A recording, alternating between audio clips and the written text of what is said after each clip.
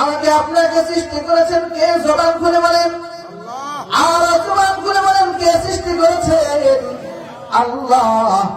ওই আল্লাহ তাআলা আসমানটা বানাইছে, জমিনটা আল্লাহ তাআলা বানাইছে, চন্দ্র সূর্য গ্রহ নক্ষত্র যা কিছু দেখি আর না দেখি সমস্ত মাখলুকাতের একমাত্র খালেকের নাম আল্লাহ। আল্লাহ আল্লাহ আল্লাহ আল্লাহ আল্লাহ। জবান খুলে আল্লাহ আল্লাহ আল্লাহ আল্লাহ আল্লাহ আল্লাহ। সমস্ত মাখলুকের একমাত্র রবের নাম হলো আল্লাহ। এই জন্য লুকমান হাকিম বলেন, এই সন্তান আল্লাহ পাক রব্বুল আলামিনের সাথে কাউরে শরীক করবা না, কেননা শরীক করা হলো একটা বড় জুলুম। আল্লাহ পাক রব্বুল আলামিন দুনিয়াতে তোমাকে কিছু না বললেও পরকালে এর কোনো মাপ নাই।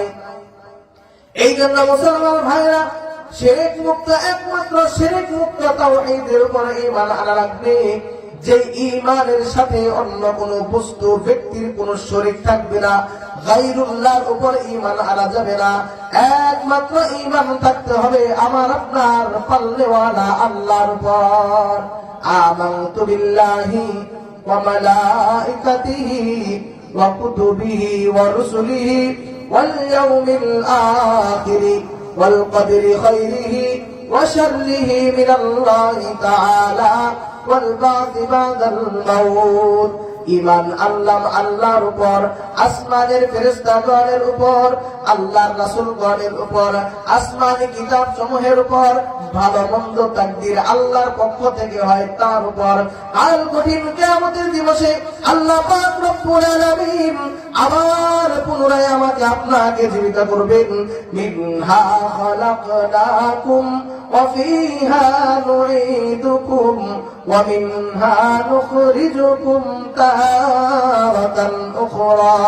আল্লাহ পাক রব্বুল আলামিন কালামে পাকের মধ্যে প্রমাণ দিয়েছেন, আমি তোমাকে মাটি থেকে তৈরি করলাম, আবার মাটির থেকে পুনরায় তোমাকে আবার জীবিত করা হবে। মাটির মধ্যে বিলীন হয়ে যাইবা, আবার মাটির থেকে তোমাকে জীবিত করা হবে। এই জন্য কাল কঠিন কিয়ামতের দিবসে জান্নাত জাহান্নামের উপর ঈমান আনতে হবে। যারা আল্লাহ পাক রব্বুল আলামিনের এই সমস্ত বিষয়ের উপরে ঈমান আনে আর কারো সাথে শরীক করে না, এটাই হলো একমাত্র নিরেট স্বচ্ছ ঈমান। এই স্বচ্ছ ঈমানের উপর অটল থাকার নাম হলো মুমিন। আর যারা ঈমানের সাথে শিরক করে এরা হয়ে যায় মুশরিক। এই জন্য একমাত্র তাওহীদের উপর ঈমান এনে এর উপর অটল থাকতে হবে। আমাদের দেশে একদিন মুসলমান নেতা কর্মী আছে যারা দুনিয়ার ক্ষণিকের একটু পাওয়ার জন্য তারা মন্দিরে গিয়ে কয়, আপনার প্রতিমার কাছে আমার জন্য একটু দোয়া করেন। নাউযুবিল্লাহ মিন যালিক। এমন নেতা আমার আপনার দেশে আছে না নাই? ওর কি ঈমান আছে না গেছে? যে ব্যক্তি বলছে হিন্দুদের কোন পূজার মধ্যে গিয়া যে আপনার প্রতিমার কাছে আমার জন্য একটু আশীর্বাদ করেন, তার মানে সে ওই যে বলছিলাম যে মাইকটা যে আবিষ্কার করছে তার সাথে যদি আপনি বলেন যে আমিও এটা বানাইছি, তার যেমন রাগ উঠলো আল্লাহর এরকম রাগ উঠে, কিন্তু আল্লাহ তাৎক্ষণিক ধরে না। সুবহানাল্লাহ। আর আমরা মানুষের কি করি, সাথে সাথে অ্যাকশন নেই, ঠিক কিনা? যে আজকে আমার বিচার আওতায় না আনা পর্যন্ত আমার শান্তি নেই, জিনিসটা করলাম আমি আর মাঝখান থেকে ভাগ ধরছে, এটা হতে পারে না, কখন হতে পারে। আল্লাহ তাআলা এমন গুসা হয়।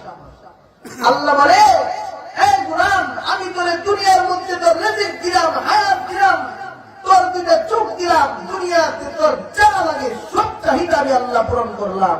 সূর্যের আলো দিলাম, রাত বানায় দিলাম তুই বিশ্রাম নেওয়ার জন্য, জমিনটারে আমি উর্বর করে দিলাম। একটা দানা বপন করলি, হাজার দানা আমি জমিনকে আদেশ করলাম, এই জমিন আমার গোলামের জন্য রিজিকের ব্যবস্থা তুই করে দে। আমি আল্লাহ এগুলো করে দিলাম। আর তুমি চন্দ্রের পূজা করো, আগুনের পূজা করো, নিজে নিজে মূর্তি বানাইয়া পাশা দিয়া বাঁশ দিয়া তার সামনে কুলুকুলু করো, আল্লাহ পাক রব্বুল আলামিন এটাকে মানতে পারে না।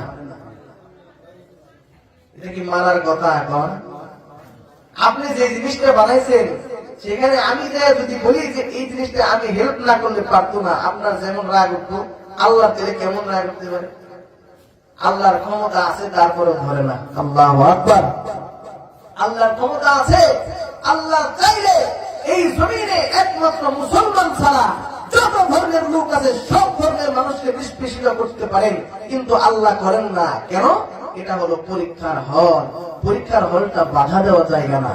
এখানে মানুষকে আল্লাহ ছেড়ে দিয়েছেন, একটু বিবেক বুদ্ধি দিচ্ছেন যে এই বিবেক বুদ্ধি দিয়া বান্দা আমাকে চিনবে, ওর বিবেক দিছি আমি চেনার জন্য, ক্ষমতা দিছি, আমি আল্লাহর এখনই ধরার দরকার